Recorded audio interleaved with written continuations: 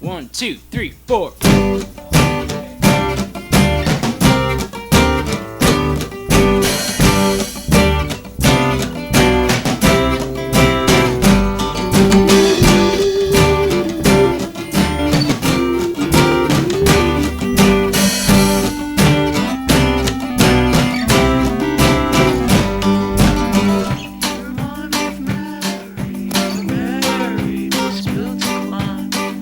We're on Jewelers Row, home of AYS. Welcome to the Asana Kitchen. Is it more important to twist or to balance in the posture? What are you focusing on, the balance or the twist? What you want is to be in a good position to work on the twist. That's the most important part, is the twist. You can get lost in the details and in the variety and forget about the twist. So like in Marichyasana C, for instance, you want to bind at all costs and forget all about the twist. And yeah, you want to reverse that, is that each twist, whether it's in a standing pose, a seated posture, is a twist. So you're working on revolving the spine and creating the posture that's best going to facilitate that. And so with Pasasana, that is tricky because of the balance part.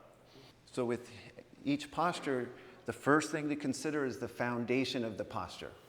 And in Pasasana, that foundation is the feet and the hips. And so you have to be able to squat well to get that. Do you raise the hips or do you lower the hips? And that's a good question. You lower the hips all the way down. So you entirely close the knee joint.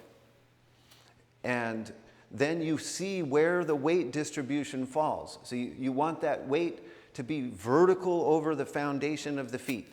If you do not get yourself situated very nicely over your feet, then you'll be benefited by putting something under your heels. But see, when she squats, though, what'll end up happening is that it gets too heavy through here and the weight shifts back behind the foundation. And so even if your heels come down, it might not be enough to get you in a good enough position. You might have to support it with just a little cheat.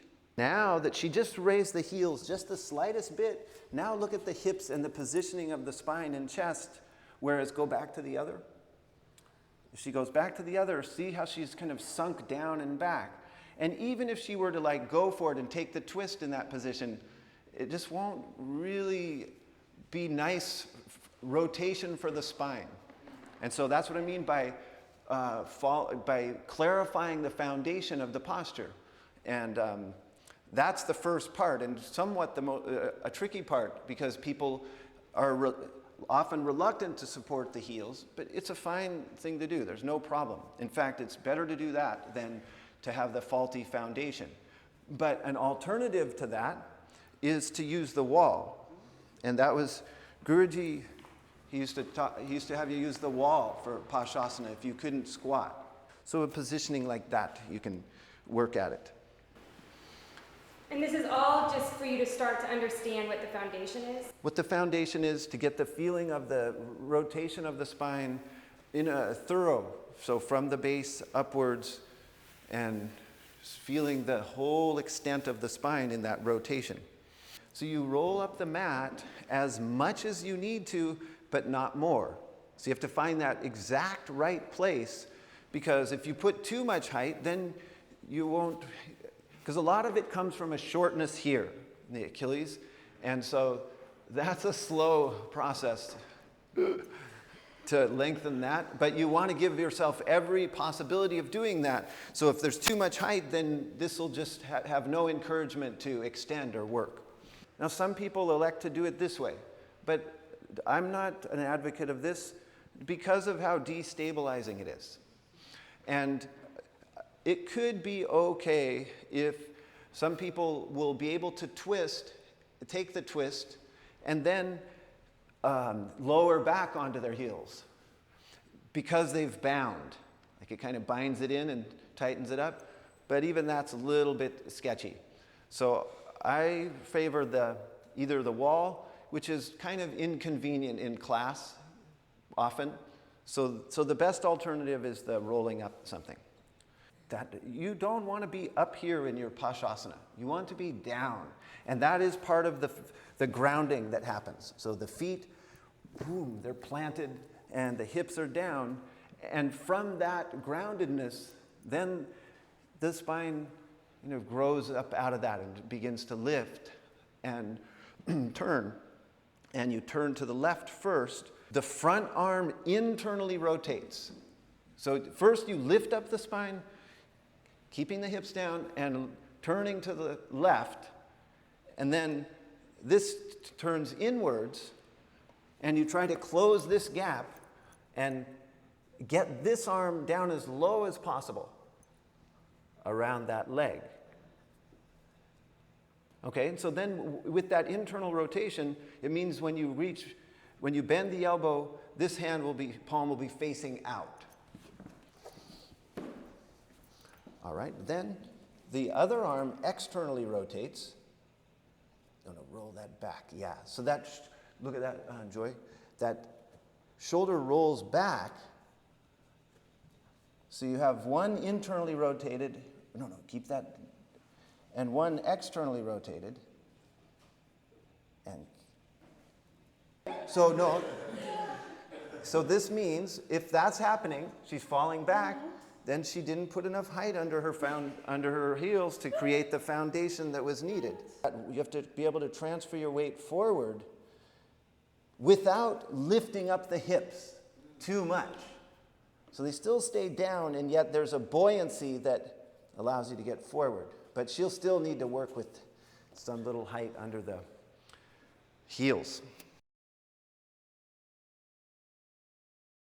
That Mula Bandha, there's a slight grip or a clarity in that area, so that it's not, and it tends to be a kind of blind area where your consciousness doesn't really go to.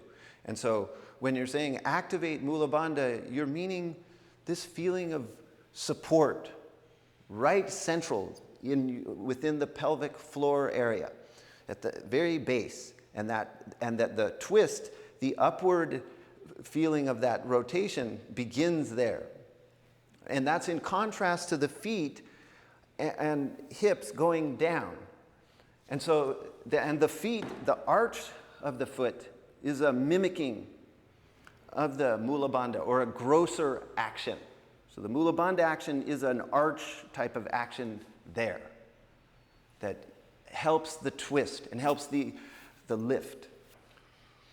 And that's partly what's meant by the foundation being the feet. It's that they ground and they arch support lifts. Uddiyana Bandha, Mula Bandha are going companions. And also, the one thing that will happen is that people have different ratio of torso length to arm length, which means that some people are at a disadvantage. And so it's hard to get that arm down low enough, the leg, and it's made worse by lengthening the spine. Then the arm really is up. And so you have to create a little Uddiyana Bandha, a kind of, not a fully erect kind of feeling, but a little rounding down into the foundation, Uddiyana Bandha, aponic feeling, and then lift and twist. So when she took the position, she lifted up the hips and kind of canted the body this way. Watch what happens. So that shoulder even, see how much that lifted, and this is up and forward? That's an okay thing to do, but you want to do that as minimally as possible, because when you take the position, you are going to settle back. Okay, so that you won't end up in your position, which is commonly happens like that, kind of, with this lifted and this sloping that way. You'll be more level across the shoulders, and then in that way more into the foundation towards the earth. Okay? But not sinking. It's a very contradictory thing, if you can. So to work in the posture, you bind that noose, so there's a tightening of it. You plant the feet, keep the hips heavy, lift up Uddiyana, so the navel lifts, but make sure that the lift doesn't bring this higher up your leg. So this has to stay wrapped around snugly, and the drishti is to the side. So the eyes, the spine will follow the eyes. Nice. So the planting the feet, anchoring the hips, lifting Uddiyana, lifting up Mula Bandha, Uddiyana Bandha, rotating the spine with the receptivity, so that you want to feel the whole chain from the shoulder all the way through the shoulder, and keep a receptivity, a kind of softening through there. And the same through this chain, the feet, the ankles, knees, hips. So kind of, And then find, where does the spine grow out of that receptive, kind of heavy place? There's force going through, and force going up and turning.